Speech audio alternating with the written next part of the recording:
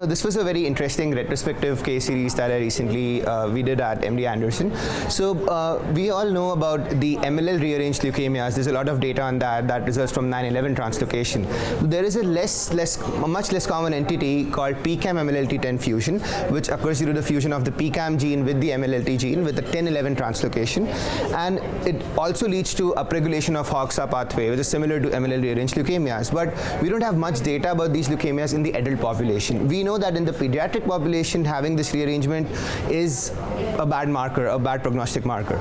So we looked at the database from 1999 till 2023 to look at how many patients we had. We had about 15 patients with the PICALM MLLT10 fusion, and we found some really interesting observations. So we looked at the patients who had been diagnosed with this fusion based on RNA sequencing or optical genome mapping or cytogenetics, and when we looked at these patients, out of these 15 patients, 8 were categorized as AML. There were 6 with ALL, and the remaining, there was 1 patient with MPAL as well. And even though they were diagnosed with ALL, all ALL patients had at least one myeloid marker, most common CD33. And similarly, majority of the patients with AML had one lymphoid marker, CD7. So it seems like they were immature cells with a mixed immunophenotype.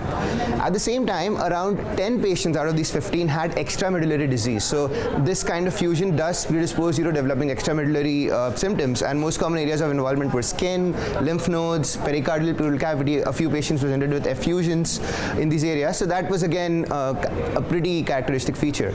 And the last important thing that we noted, that these patients had a preponderance of RAS pathway mutations. So around 5 patients had the KRAS and NRAS mutations, and there were a couple patients who had the PTP and 11 mutations. So about 50% of the group had KRAS pathway mutations. And in terms of survival, it was not as good. So the overall response rate to the classic induction regimens was only around 50%, and the median overall survival after a 32-month follow-up period was only 19 months. So this continues to be leukemia, the type of leukemia which has a poor prognosis, and I think it will be very interesting to see how menin inhibitors, which are being used for NPM1 mutations, MLLR rearranged leukemia, would they be effective in this rare but adverse prognostic subtype. So that is something that we'll have to look for in the future.